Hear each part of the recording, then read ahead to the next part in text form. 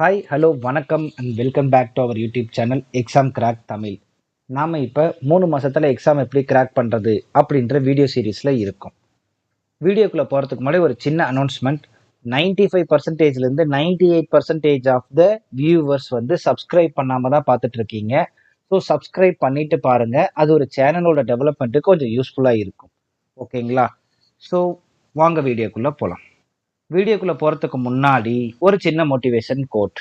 நீங்க உங்களை ப்ரௌடா ஃபீல் பண்ணாத வரைக்கும் உங்களுக்கு பிடிச்ச விஷயத்த செய்யறத நிறுத்தாதீங்க. Don't stop until you are proud. So இப்போ மேக்சிமம் எல்லா எக்ஸாமுமே ஆன்லைன் மோடுக்கு மாறிடுச்சு. ஓகேங்களா? ஸோ அதுலேருந்து நமக்கு என்ன ஒரு பெரிய ப்ளஸ் பாயிண்ட் அப்படின்னா, அந்த செக்ஷனில் எந்த கொஷனுக்கு வேணால் நம்மளால ஈஸியாக மூவ் பண்ணிட முடியும். ரெண்டாவது point, section wise time limit most of the எக்ஸாமுக்கு இருக்கு. ஒரு கொஷினுக்கு ஆன்சர் கண்டுபிடிச்சிட்டிங்கன்னா சேவ் பண்ணிட்டு அடுத்த கொஷினுக்கு மூவ் ஆகுங்க. ப்ரிப்பேர் பண்ணுறதை விட இது ரொம்ப இம்பார்ட்டண்டான பாயிண்ட். அதனால தான் ஒவ்வொரு வீடியோலையும் உங்களுக்கு இதை சொல்லிக்கிட்டே இருக்கேன். ரஃப் ஒர்க் ஷீட் வந்து எல்லா எக்ஸாம் சென்டர்லையும் கொடுத்துருவாங்க. அதனால நீங்கள் எக்ஸ்ட்ராவாக எடுத்துகிட்டு போகணுன்ற அவசியம் கிடையாது. ஸோ ப்ரிப்பரேஷன் வைஸ் பார்க்குறப்ப நீங்கள் எந்த ஒரு டாப்பிக்கையும் நெக்லெக்ட் பண்ணி படிக்கக்கூடாது, விட்டுட்டு படிக்கக்கூடாது. ஏன்னா உங்கள் நேரம் நல்லா இருந்தாலும் இல்லைனாலும் நீங்க எந்த டாபிக்கை நெக்லெக்ட் பண்ணீங்களோ அதுல இருந்தா நிறைய கொஸ்டின்ஸ் வரும்.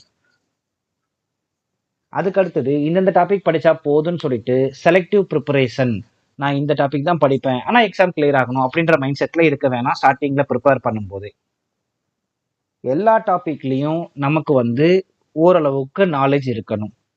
ஷார்ட்கட்டை மட்டுமே வச்சு எக்ஸாமை கிளியர் பண்ணலாம் அப்படின்ற மைண்ட் செட்ல இருக்காதீங்க.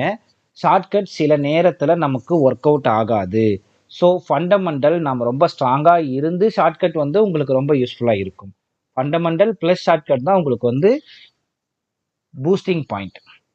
இன்னைக்கு நாம ஆர்ஆர்பி, அதாவது ரயில்வே ரெக்ரூட்மெண்ட் போர்டோட ஒரு எக்ஸாம் பற்றின இன்ஃபர்மேஷன்ஸை நம்ம பார்க்க போகிறோம். ஓகேங்களா? ஸோ அது என்ன எக்ஸாம்னு பார்த்தீங்கன்னா, எல்லாரும் எதிர்பார்த்து இப்போ அப்ளிகேஷன்ஸ் கம்ப்ளீட் ஆன ஆர்ஆர்பி குரூப் டி, அதாவது லெவல் 1 போஸ்ட்டுக்கான எக்ஸாம். ஓகேங்களா? அது வந்து எப்படி பார்த்தீங்கன்னா, ஃபர்ஸ்ட் வந்து ரிட்டன் எக்ஸாமினேஷன், அது வந்து கம்ப்யூட்டர் பேஸ்ட் எக்ஸாமினேஷன் தான். Single stage examination. Single stage examination complete ஆன உடனே ஒரு ஆன்சர் கீ வரும். ஆன்சர் கீக்கு அப்புறம் பார்த்தீங்கன்னா பிசிக்கல் எஃபிஷியன்சி டெஸ்ட் பிஇடி உங்களுக்கு வைப்பாங்க. ஸோ பிஇடி வச்சதுக்கு அப்புறம் உங்களுக்கு ஃபைனல் ரிசல்ட் வரும். ஃபைனல் ரிசல்ட்டுக்கு அப்புறம் நீங்கள் டாக்குமெண்ட் வெரிஃபிகேஷன் கம்ப்ளீட் பண்ணிட்டீங்க அப்படின்னா அதுக்கப்புறம் மெடிக்கல். ஸோ மெடிக்கல் டெஸ்ட் முடிச்சிட்டிங்க அப்படின்னா நாம போஸ்டிங் வாங்கிக்கலாம். ஓகேங்களா? ஸோ இந்த எக்ஸாமுக்கு ஏஜ் லிமிட் என்னன்னு பார்த்தீங்க அப்படின்னா 18 வயசுலேருந்து 33 வயசு வரையும் ஜென்ரல் கேட்டகரி. இதில் ஓபிசி எஸ்சிக்கெல்லாம் எஸ்சி எஸ்டிக்கு 5 இயர்ஸ் இருக்கு ரிலாக்ஸேஷன் பீரியடு. அதுக்கப்புறம் ஓபிசிக்கு 3 இயர்ஸ் ரிலாக்ஸேஷன் பீரியட் இருக்கு. ஓகேங்களா? ஸோ எக்ஸாம் பேட்டர்னுக்குள்ள நம்ம போகலாம். மொத்தம் 4 செக்ஷன்.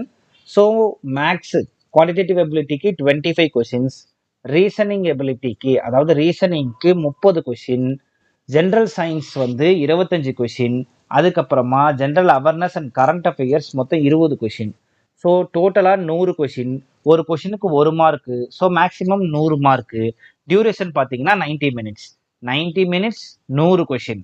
ஸோ ஒரு கொஷினுக்கு 54 செகண்ட் தான் வருது. ஓகேங்களா? குரூப் டி எக்ஸாமில் நெகட்டிவ் மார்க் இருக்கான்னு கேட்டிங்கன்னா ஆமாம் இருக்கு.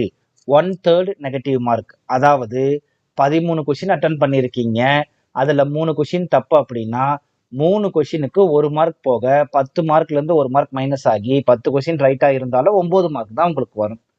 ரைட்? ஸோ இப்போ குரூப் டி கிளியர் பண்ணிட்டீங்க. 1:8 ரேஷியோவில் எடுப்பாங்க. அதாவது இப்போ 1000 வேகன்சி இருந்துச்சுன்னா 1000 இன்ட்டு 8, 8000 ஷார்ட் லிஸ்டட் லிஸ்ட் எடுப்பாங்க. ஸோ மொதல் 8000 பேருக்கு உங்களுக்கு வந்து பிசிக்கல் எஃபிஷியன்சி டெஸ்ட்டு கூட்டு போவாங்க.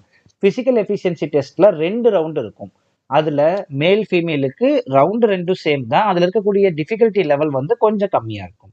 மேல் கேண்டிடேட்ஸுக்கு ஃபர்ஸ்ட் பார்த்துருவோம். மேல் கேண்டிடேட்ஸ் என்ன பண்ணணும் அப்படின்னா 35 கிலோகிராம் இருக்கக்கூடிய ஒரு மணல் மூட்டையை தூக்கிட்டு 100 மீட்டர் நடக்கணும், இல்லை ஓடணும், ஏதோ ஒன்று பண்ணிக்கலாம். ஆனால் 2 நிமிஷத்துல அதை கம்ப்ளீட் பண்ணி ஆகணும்.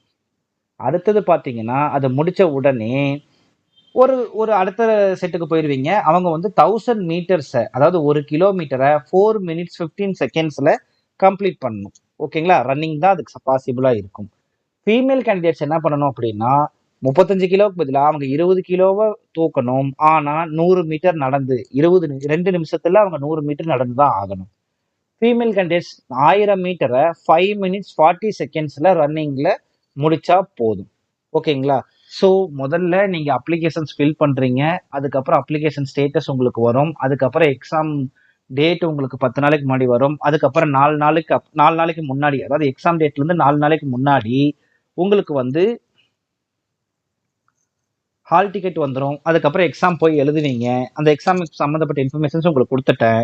எக்ஸாம் முடிஞ்ச உடனே 1:8 அப்படின்ற ரேஷியோவில் ஃபிசிக்கல் எஃபிஷியன்சி டெஸ்ட்டுக்கு ஷார்ட் லிஸ்ட் பண்ணுவாங்க. ஒரே ட்ரையில் 35 கிலோ இல்லை 20 கிலோவை 2 நிமிஷத்துல 100 மீட்டர் கிராஸ் பண்ணிடணும்.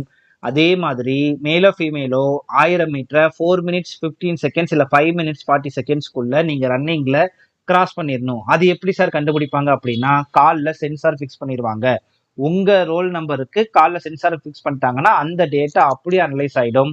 ஸோ இதில் ஃப்ராக்ஷன் ஆஃப் செகண்ட்ஸ் கூட மிஸ் ஆகாது. ஸோ இதில் ஏதாவது சீட்டிங் பண்ணுவாங்க அப்படி இப்படின்ற யோசனையே வேணாம். ரன்னிங் கிளியர் ஆனால் உங்களுக்கு போஸ்டிங் கன்ஃபார்ம் கிடைச்சிடும். ஓகேங்களா? ரைட். ஸோ வீடியோவை பார்க்குறவங்க தயவு செஞ்சு சப்ஸ்கிரைப் பண்ணிட்டு பாருங்க. தேங்க்யூ ஃபார் வாட்சிங். அடுத்தடுத்து நம்ம எக்ஸாம் எப்படி கிராக் பண்ணலாம், ப்ரிப்பரேஷன் எப்படி ஃபவுண்டேஷன்லேருந்து எப்படி கொண்டு வரலாம், எக்ஸாமுக்கு ஒரு 4 மாசத்துல எப்படி எக்ஸாம் கிராக் பண்ணலாம், எந்தெந்த மாதிரி இன்ஃபர்மேஷன்ஸ் இருந்தால் உங்களுக்கு யூஸ்ஃபுல்லாக இருக்கும், எதை ஃபோக்கஸ் பண்ணால் போதும் அப்படின்ற இன்ஃபர்மேஷன்ஸ் அடுத்தடுத்த வீடியோ, இன்னும் 2-3 போஸ்டிங் தான் இருக்கு. இது முடிச்ச உடனே அந்தந்த வீடியோஸ் உங்களுக்கு நான் போட ஆரம்பிச்சிருவேன். ஸோ ப்ரிப்பரேஷன் ஸ்ட்ராட்டஜி முடிச்சுட்டு அதுக்கு அடுத்து டைரெக்டாக நம்ம என்ன பண்ணுவோம் அப்படின்னா, டாபிக் வைஸ் வந்து பேசிக்ஸ்லேருந்து உங்களுக்கு நான் சம் சால்வ் பண்ண ஆரம்பிச்சிருவேன். ஓகேங்களா? தேங்க்யூ ஃபார் வாட்சிங். அடுத்த வீடியோ வரும் வரை உங்களிடமிருந்து விடைபெறுவது உங்கள் எக்ஸாம் கிராக் தமிழ்.